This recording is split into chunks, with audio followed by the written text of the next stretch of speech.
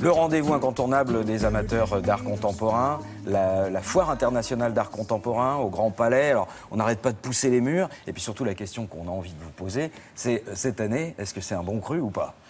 Cette année, c'est un excellent cru. Parce que déjà, bon, c'est la 41e édition. Donc ça fait 41 ans que la FIAC existe, avec des phases plus ou moins, bon voilà. Inspiré, on va dire. Depuis quelques temps, quand même, la FIAC, c'est un rendez-vous incontournable. Il n'y en a pas beaucoup des foires comme ça dans le monde. Il y en a une à Miami et il y en a une à Bâle.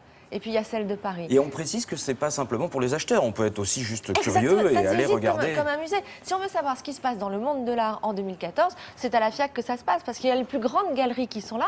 Il y en a quand même 191 au total, venus de 26 pays différents. Donc c'est vraiment la tendance de l'art. Pas que contemporain, il y a de l'art moderne aussi. Et c'est vraiment ce qu'on voit de voilà, l'art, ce qu'on voit même dans les musées. Après, quand les musées achètent des collections, bah, il faut passer par les galeries. C'est eux qui représentent les artistes. Donc c'est vraiment là qu'on sent la tendance. Cette année, pour la 41e édition, effectivement, on sent que cette FIAC est un petit peu aboutie. On sent qu'elle est mature. Voilà, elle s'est bien installée sous la coupole du Grand Palais parce qu'elle était partie ailleurs pendant quelques temps. Elle a retrouvé sa place sous cette grande verrière et on sent que là, cette fois, c'est bien. Les stands pour les galeristes. Superbe, superbe. L'art contemporain est moins trash, entre guillemets, que ce que ça a pu être. Ils ont bien compris qu'à un moment donné, choquer les esprits, c'était bien, mais dans une certaine mesure quand même. Les stands sont beaucoup plus grands, la circulation est très claire et ils l'ont séparé un petit peu en deux. Il y a celle du Grand Palais, il y a le off aussi, on en reparlera après. Nous, on est restés sous la grande coupole, regardez.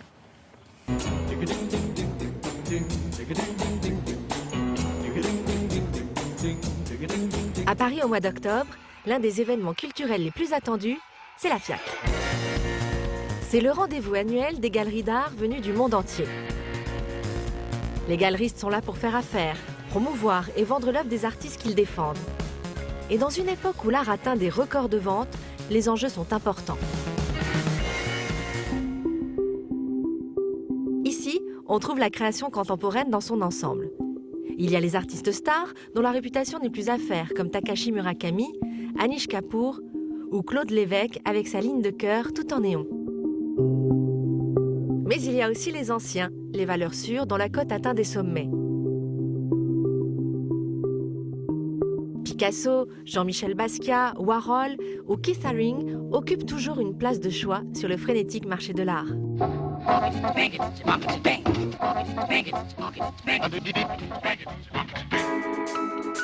Il y a quelques années encore, l'art contemporain c'était ça.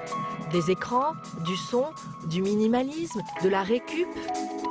C'est toujours le cas mais de moins en moins. On observe depuis peu un retour aux fondamentaux, à une esthétique apportée par la peinture et la sculpture. Entre monochrome abstrait et tableaux figuratifs hyper réalistes, la peinture est bien là à nouveau. Mais pour beaucoup d'artistes, l'art contemporain doit interroger, faire prendre conscience, déranger parfois pour balayer les idées reçues et dénoncer les travers de la société moderne. Bref, les artistes veulent faire avancer le monde à leur manière.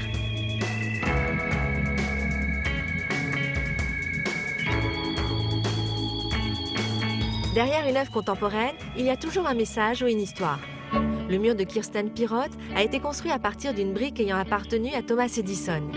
Elle rend ici un hommage aux scientifiques et à son brevet de construction de maisons en béton. Dominique Gonzalez-Wester avait exposé des centaines de lits à la Tate Gallery de Londres. Ces lits symbolisent un refuge pour les hommes.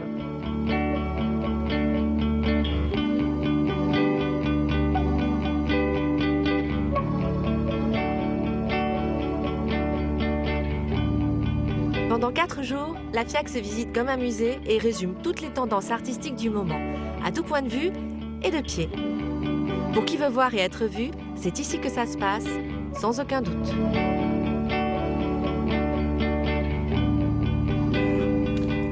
C'est toujours intéressant de voir qu'en fait le spectacle il est aussi... Le spectacle, c'est aussi les gens qui visitent la FIAC. Et c'est vrai que c'est un défilé de chaussures.